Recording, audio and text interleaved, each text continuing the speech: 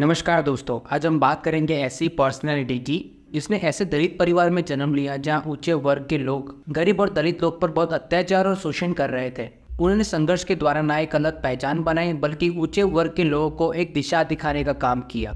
पूरा भारत आज के वक्त में उनके सामने नतमस्तक है और जिसके नाम के आगे भी भारत रत्न लिखा जाता है।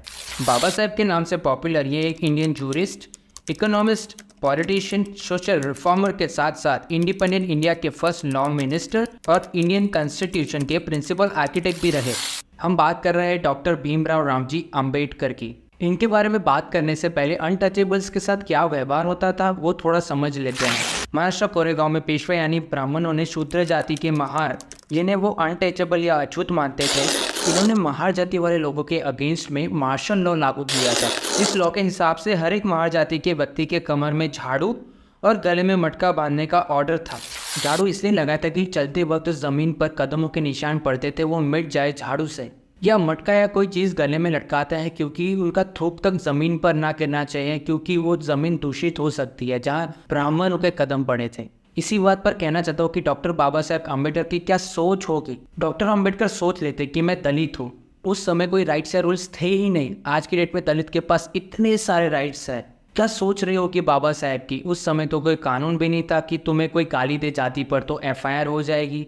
इतनी सारी चुनौतियों के बाद भी उसने अपना संघर्ष करना नहीं छोड़ा। उन्होंने सोचा होगा कि कॉन्स्टिट्यूशन मेरे हिसाब से चलेगा, पर कॉन्स्टिट्यूशन उनके हिसाब से चला। उसका रीज़न था एजुकेशन और ढेर सारा परिश्रम। डॉक्टर भीमराव अंबेडकर का जन्म 14 अप्रैल 1891 को महाव मध्य प्रदेश में हुआ था। उस जगह को ऑफिशियली अभी डॉक्टर अंबेडकर नगर के नाम से जाना जाता है। वो 14th और लास्ट संतान थे रामजी मनोजी सतपाल और भीमाबाई सतपाल की। और रामजी मनोजी सतपाल जो आर्मी ऑफिसर थे जिनका रैंक सूबेदार था। माँ भीमाबाई अपने बेटे को भीम बुलाने का फैसला लेती है जिससे उसका नाम अपनी माँ के नाम से बना। उनकी फैमिली मराठी बैकग्राउंड अंबाडवे गांव रत्नागिरी डिस्ट्रिक्ट से थी। बाबा साहेब मार कास्ट एक महान जाति में पैदा हुए थे जो अनटचेबल्स भी माने जाते थे। महात्मा ज्योतिराव फुले अपनी पुस्तक गुलामगिरी में कहा कि परशुराम जो 21 बार क्षत्रियों पर आक्रमण किया तो क्षत्रिय योद्धा भाग गए, लेकिन कुछ योद्धा जो बौद्ध लोग थे पुष्पमित्र शुंगा के साथ मिलकर परशुराम से लड़े। पुष्पमित्र शुंगा ने नाम दिया महार उन लोगों को जिन्होंने उनके साथ मिलकर लड़े। महा का मतलब बड़ा और आर्य का मतलब दुश्मन। अंबेडकर जी के दादा परदादा सारे लोग ईस्ट इंडिया कंपनी में आर्मी में काम करते थे और उनके फादर भी ब्रिटिश इंडियन आर्मी में सर्व करते थे। जब दलित बच्चे स्कूल जाते थे तब उनके साथ और बाकी दलित बच्चों के साथ बहुत दुर्व्यवहार होता था। कम अटेंशन और हेल्प मिलती थी टीचर्स से। अंबेडकर जी के साथ स्कूल में ऐसे अनुभव रहे जो वो पूरी जिंदगी तक भुला ना पाए। उनको क्लास में बैठने तक की अनुमति नहीं थी, और तो और अगर उन्हें कभी पानी पीना हो तो ऊंची जाति वाला व्यक्ति आकर ऊपर से पानी डालेगा और हाथों से इकट्ठा करके वो पानी पीते थे, क्योंकि मटके को छूने या गिलास से पानी पीने की अनुमति तक नहीं थी दलित लोगों को। फिर भी उन्होंने हार नहीं मानी। कितना ताकतवर मन रहा होगा उनका।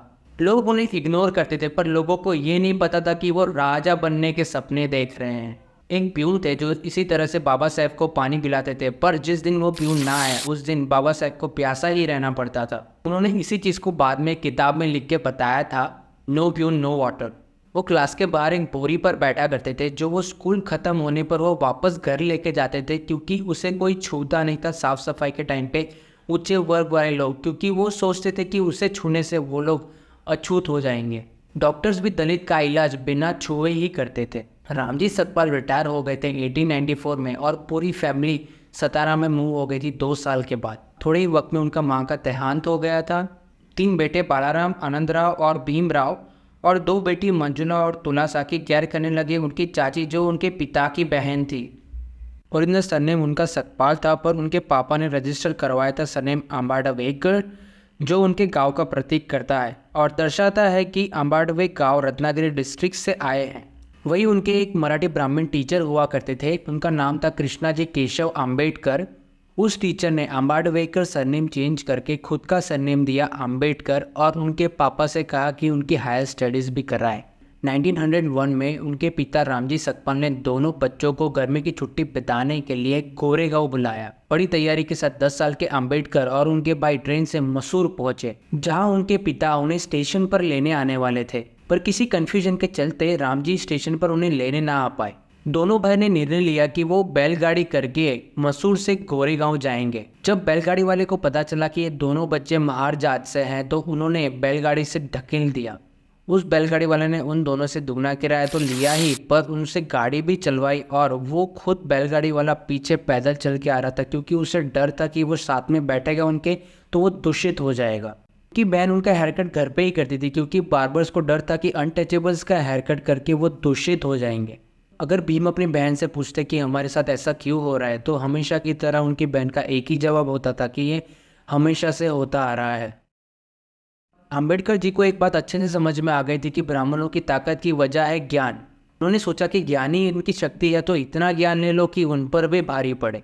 न सबसे निचले पायदान से उठा हुआ महान जात का लड़का ने शिक्षा हासिल करना शुरू किया 1897 में। पूरी फैमिली मुंबई शिफ्ट हो गई और अकेले अंबेडकर जी बन गए अनटचेबल, जो एनरोल हो गए एल्फिंस्टन हाई स्कूल में। एक छोटे से रूम में पूरे परिवार के साथ रहना उन्हें बहुत डिस्टर्ब हुआ करता था और बाहर स्ट्रीट्स भी बहुत नॉइजी हुआ करती थी। इसलिए भीमराव स्कूल से आने के बाद सो जाया करते थे और उनके पिता रात को 2 बजे उन्हें उठाया करते थे, जिसकी वजह से वो शांति से माहौल में पढ़ाई करते थे। पर वहाँ भी अनटचेबिलिटी ने उनका पीछा नहीं छोड़ा था। एक बार भीमराव से एक टीचर ने बोर्ड पर मैथ्स का सवाल हल करने के लिए कहा। जैसे ही वो बोर्ड की तरफ बढ़े, ऊंची जाति वाले हिंदी बच्चे चिल्ला उठे, सर भीम अछूत है, उसे रोकिए। दरअसल बोर्ड के पास उन बच्चों के लंच बॉक्स रखे हुए थे जो भीम की परछाई पढ़ने से अपवित्र हो सकते थे, जिस डर की वजह से उन बच्चों ने फौरन वहाँ से अपने डब्बे उठा लिए। जब वो 15 साल के थे तब उन्होंने शादी कर ली रमाबाई के साथ, जो 9 साल की थी, और ये अरेंज मैरिज था। 1907 में मेट्रिकुलेशन एग्जामिनेशन पास कर लिया एल्फिंस्टन कॉलेज में और बन गए पहले इंसान महाकाश से ऐसे एग्जामिनेशन पास करने वाले। Degree in economics and political science Bombay university से बाबा साहब ने हासिल की और तैयारी कर रहे थे नौकरी लेने की बड़ौदा स्टेट यूनिवर्सिटी में। जब वो 22 साल के थे 1913 में उनको अवार्ड दिया गया बड़ौदा स्टेट स्कॉलरशिप के द्वारा, जो 11.50 पाउंड पर मंथ था, जो 3 साल तक मिलेगा under scheme of Sayaji Gaikwad. ये बनाया गया था पोस्ट ग्रेजुएट एजुकेशन अपॉर्चुनिटीज़ के लिए कोलंबिया यूनिवर्सिटी इन न्यूयॉर्क में। वहाँ पहुंचकर वो रूम में सेटल हुए लिविंगस्टन हॉल में नेवल बेथन के साथ, जो पारसी थे और उनके लाइफ लॉन्ग दोस्त रहे। उन्होंने एमए पास कर लिया जून 1915 में, मेजरिंग इन इकोनॉमिक्स और other subjects of sociology, history, psychology and anthropology. वही 1916 में उन्होंने कंप्लीट किया second masters thesis national dividend of India a historic and analytical study में। अंबेडकर जी ने रिसीव की अपनी PhD degree in economics at Columbia 1927 में। अक्टूबर 1916 में उन्होंने एनरोल कर दिया था बार कोर्स एट ग्रेज इन और साथ ही साथ एनरोल कर दिया था लंदन स्कूल ऑफ इकोनॉमिक्स, जहां उन्होंने डॉक्टरल की पढ़ाई शुरू कर दी। जून 1917 में उन्हें वापस आना पड़ा अपनी स्कॉलरशिप खत्म होने के कारण से। 4 साल के अंदर उन्हें परमिशन मिली और वो वापस गए अपनी पढ़ाई पूरी करने और कंप्लीट किया मास्टर्स डिग्री 1921 में। उनका थीसिस था the problem of the rupee, its origin and it's solution पर। 1923 में उन्होंने कंप्लीट किया doctor of science in economics, जो अवार्ड किया गया था यूनिवर्सिटी ऑफ लंदन, और सेम ईयर उन्हें बुलाया था बार बाय क्रीजिन। अंबेडकर जी ने एजुकेशन लिया था by princess state of Baroda, तो वो बाउंड थे वापस आकर उनके वहाँ नौकरी करने के लिए। उन्हें अपॉइंट किया था as a military secretary to the Gaikwad. लेकिन यहाँ भी सेम रवैया था, चपरासी टेबल पर फाइल फेंक कर जाता था, ऑफिस में पीने का पानी नहीं मिलता था और भोजन के लिए उन्हें बाहर जाना पड़ता था, और कुछ ही समय बाद उन्होंने अपनी नौकरी भी छोड़ दी। अब वो रास्ता ढूंढ रहे थे अपनी रोजी रोटी के लिए। वो एज अ प्राइवेट ट्यूटर काम करना शुरू कर देते हैं एज एन अकाउंटेंट और एस्टेब्लिश किया इन्वेस्टमेंट कंसल्टिंग बिजनेस, बट वो फेल हो गया जब क्लाइंट्स को पता चला कि ये अनटचेबल है। 1918 में वो प्रोफेसर बन गया पॉलिटिकल इकोनॉमी के Sydenham college of commerce and economics Mumbai में।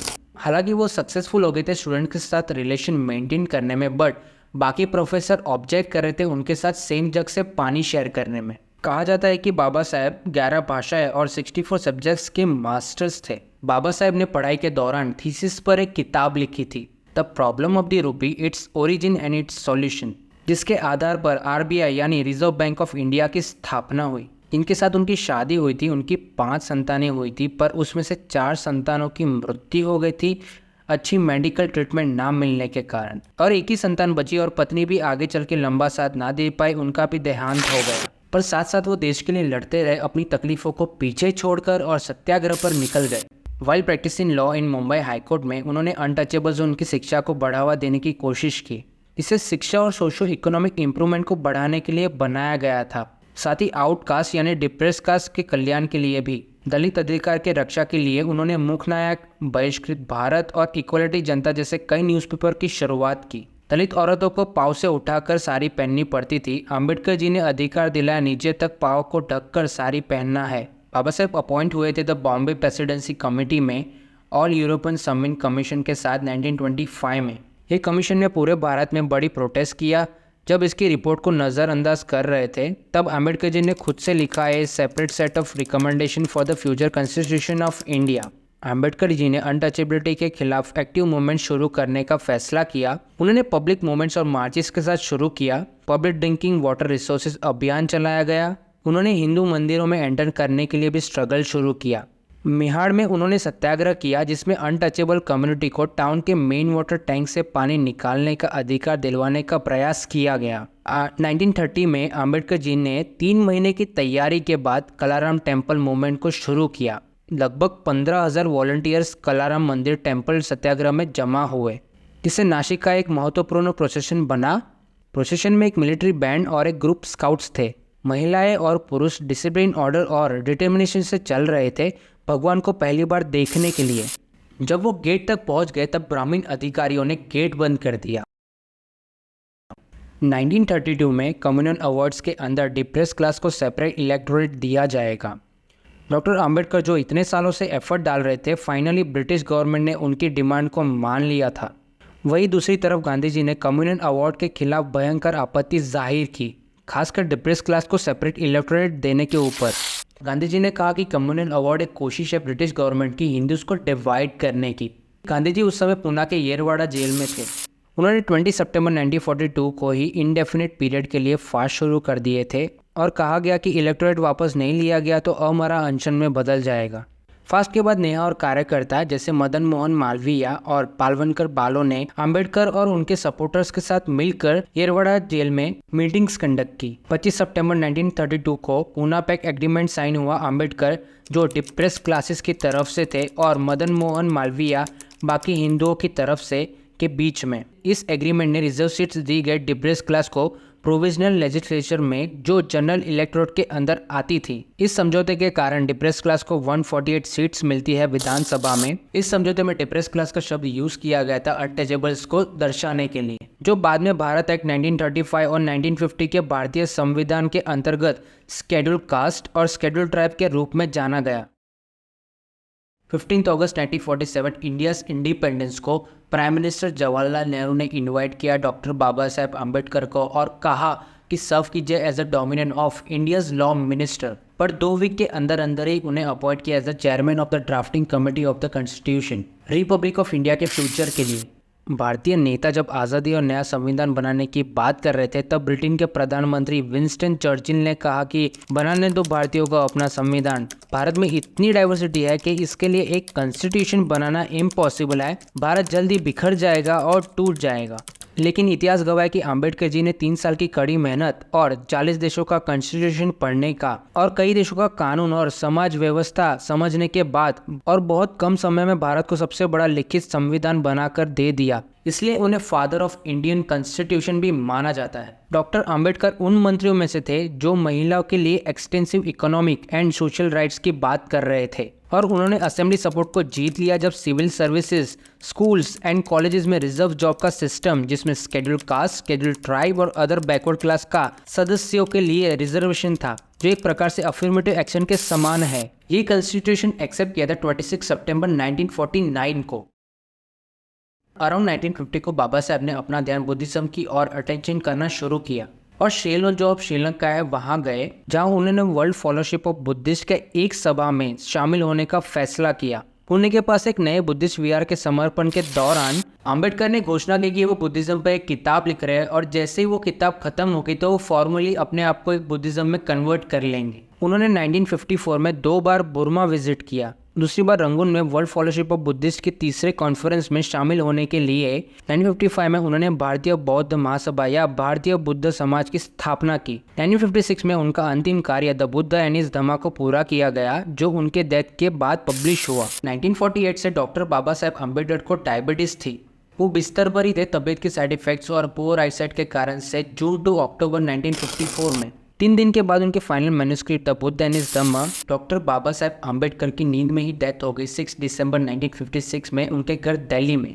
आज की डेट को देखा जाए तो सभी मार मोस्टली सब बौद्ध धर्म को अपना चुके हैं। इसी के साथ हम हमारा वीडियो खत्म करते हैं और दोस्तों लाइक शेयर और सब्सक्राइब करना ना भूलें और मिलते हैं नेक्स्ट वीडियो में।